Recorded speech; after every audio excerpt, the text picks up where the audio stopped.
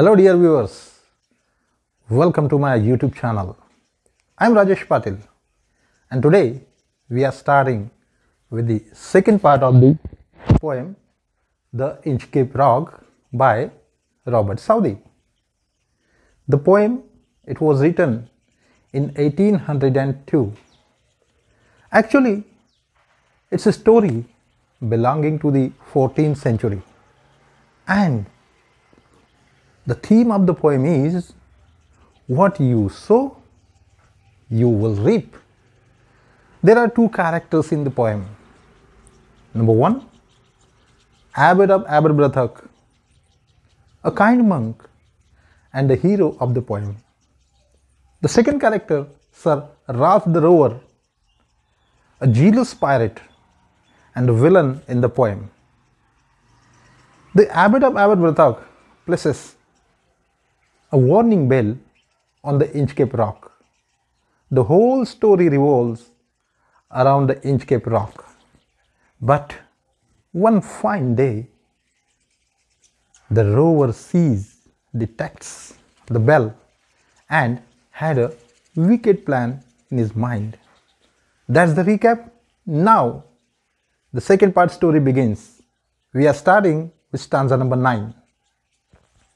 Sir Ralph the Rover orders his men to take out the boat. What happens next? Let's see. The boat is lowered. The boatmen row. And to the Inchcape Rock they go. Now, the small boat was taken out of the ship. Then the boatmen started rowing the boat and they started marching towards the Inchcape Rock. Sir Ralph bent over from the boat. Now they reached the Inchcape Rock. Sir Ralph, he bent over and he cut the bell from the Inchcape float. From that boy, he cut out the bell. Down sunk the bell with a gargling sound. Now after cutting the bell, that bell went in the sea with a gargling sound. The bubbles rose and burst around. After the sinking of the bell, there were some bubbles on the surface and they burst. Quoth Sir Ralph, the next who comes to the rock won't bless the Abbot of Aberbrothock. Now he said that now I cut the bell and now the next ship which will come here will dash. The people will die and nobody will bless the Abbot of Aberbrothock. Sir Ralph the Rover sailed away. He scoured the seas for many a day. And now thereafter, he started his journey. He hunted the sea for many days. And now, grown rich with plundered store, he looted so many ships. He attacked so many ships. And he steers his course for Scotland's shore. After looting, accumulating a lot of wealth, he started his return journey towards the coast of Scotland. So thick a haze overspreads the sky. And what happens? Suddenly, in the sky, there was the fog. The whole sky was covered with fog. It was very thick. They cannot see the sun on high. It was so thick, the fog was so thick, the mist was so thick that they were unable to see the sun in the sky. The wind had blown a gale all day. At evening, it had died away. Look at the change. Throughout the day, the wind was blowing very fast, carrying the ship towards the shore. But suddenly in the evening, it stopped. On the deck, the rover takes his stand. And now, here is Sir Ralph the Rover on the deck, taking the stand. So dark it is, they see no land. Now here, Sir Ralph the Rover, he is on the deck. And it was so dark, even in the daylight, it was so dark. Quoth Sir Ralph, it will be lighter soon, for there is the dawn of the rising moon. He is very optimistic. He says that now it's evening. Now the moon will come out, and in the moonlight we will continue with our journey. Canst hear, said one, the breakers roar? For methinks we should be near the shore. One sailor said that I can't hear anything. I can't hear the voice of the breakers. Breaker means the mighty waves which dash the shore. They produce a big sound. Such waves, such mighty waves are called as breakers. He was not hearing the sound of any breakers, but still he was having the idea in his mind that perhaps we are near the Scotland shore. Now where we are, I cannot tell, but I wish I could hear the Inchcape bell. Nobody was knowing where they are, but the sailors were waiting for the warning of the Inchcape bell. Remember, the atmosphere completely changed, and they thought that they are near the shore. But why they are not hearing the sound of the Inchcape bell? They hear no sound. The swell is strong. Remember, there was no sound at all, but the swell was very strong. The waves were strongly going on and on. Though the wind had fallen, they drift along. Remember, three things required to move a ship. Number one, the wind, which is fallen here, which is completely stopped. Second one, the waves, they are very mighty. And third one is the rowing people. Now, the wind had stopped, but still, the waves were carrying the ship slowly, till the vessel strikes with a shivering shock. Oh Christ! It is the Inchcape rock! And suddenly, with a big sound, a bang sound, the vessel, the ship, dashed against something, and they realized that yes, it's the Inchcape rock, and now they remember God. Sir Ralph the rower tore his hair. He cursed himself in his despair. Now he is very sad. He started tearing his hair. He was in despair. He was completely disappointed. The waves rush in every side. The ship is sinking beneath the tide. And now water rushing from all sides of the ship. And the ship started sinking. But even in his dying fear, one dreadful sound could the rower hear. When he was dying, when he was sinking, at that time, Sir Ralph the rower heard a sound of the Inchcape bell. A sound as if, with the Inchcape bell, the devil below was ringing his knell. He was sinking, Sir Ralph was dying, and in his dying moments he heard the sound of Inchcape bell. It was as if the devil below was ringing the knell, that is the bell ringing after the death of somebody. So dear friends, here the poem comes to an end. Now we are marching towards the another segment, and that is the figures of speech.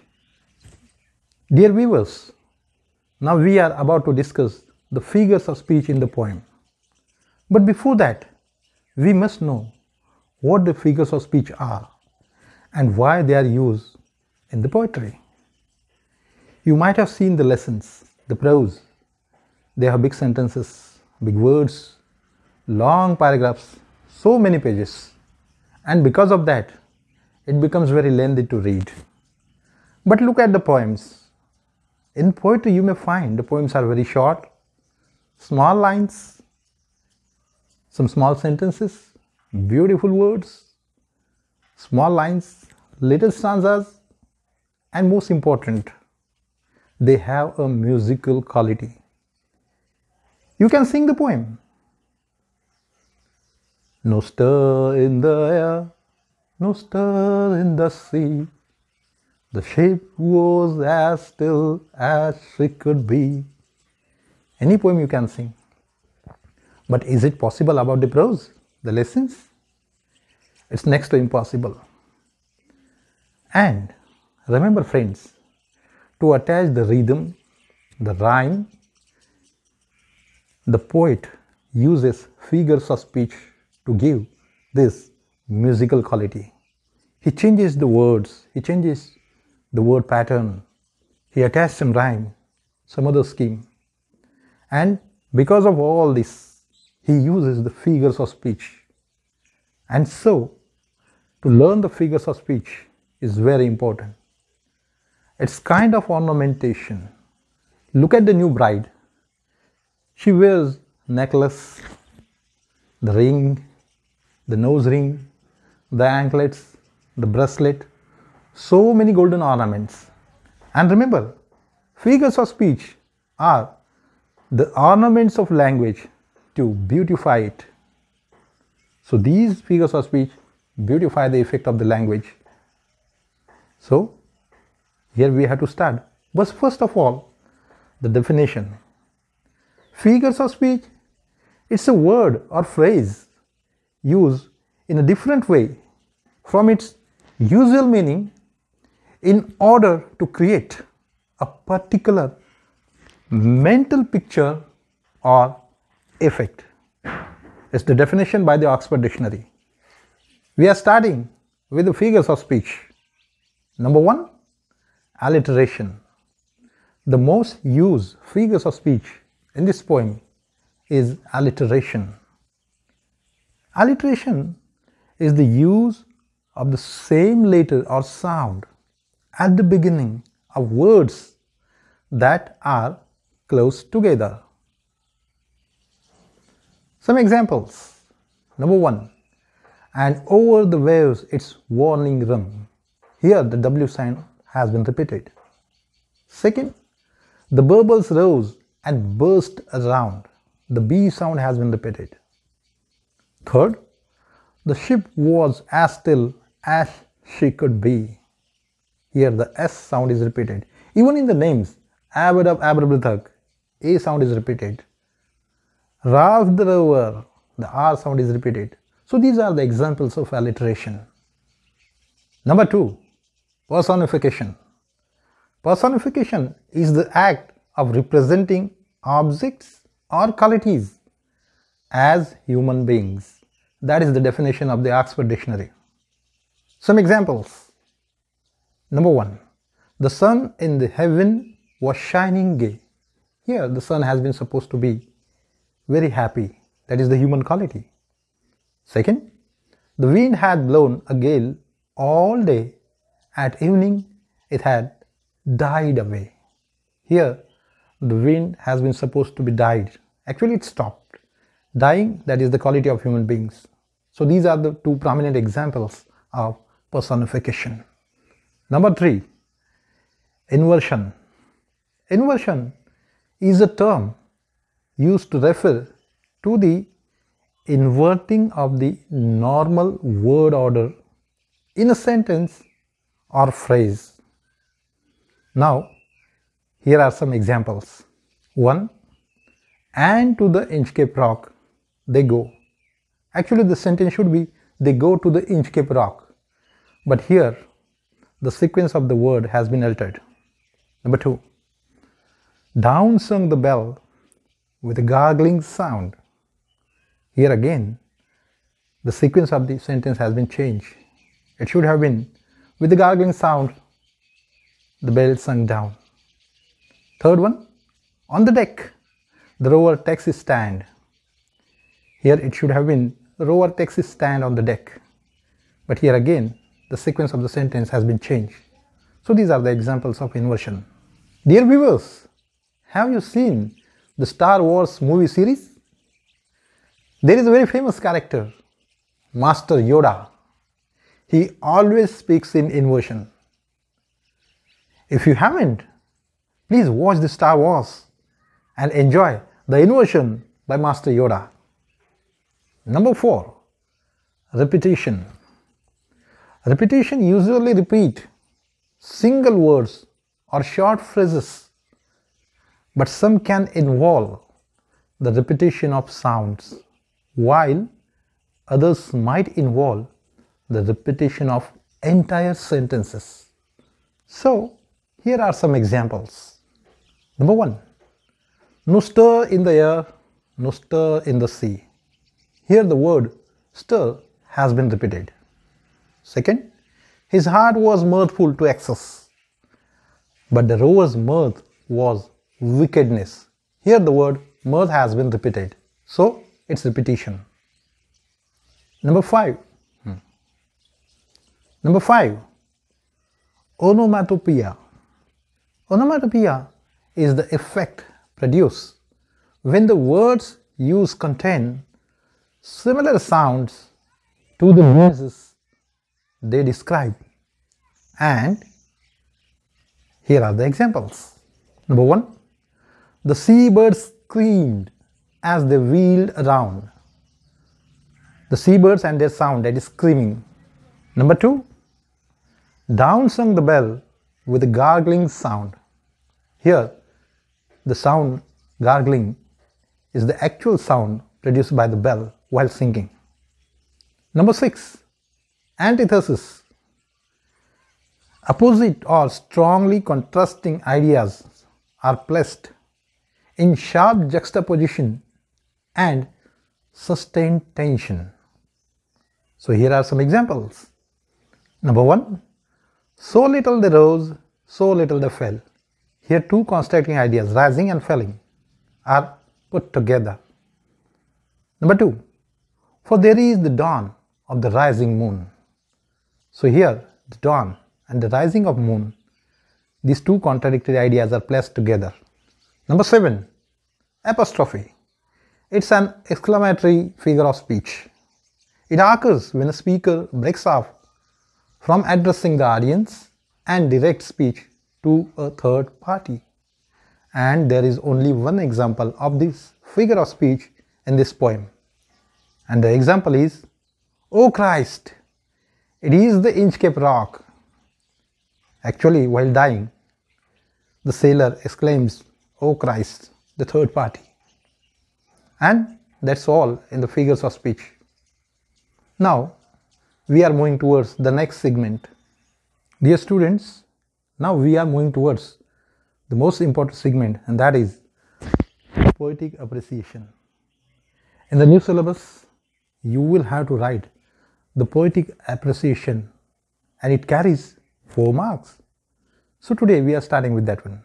There are certain points which you have to describe in your writing, and they are the poet, second, poem, third, title, number 4, theme, number 5, poetic style, number 6, language and devices, number 7, special features, number 8, message or moral, and last one, number 9, that is your opinion. So, one by one, here we go. Students, I will describe each point in detail. Please try to take a snapshot of each point so that later on you can write your own poetic appreciation. Okay? So here we go. First point, the poet. The poem, The Inchcape Rock, has been written by Robert Southey, 1774 to 1843. Son of a draper, he was educated at Westminster School and later on Balliol College, Oxford.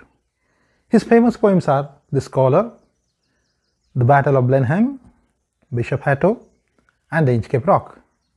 He was Poet Laureate of England during 1813 to 1843. Second point, the poem. The poem is in ballad form. It has long and narrative having 17 stanzas. Each stanza contains 4 lines. The poem is based on a 14th century story. All action revolves around the Inchcape Rock.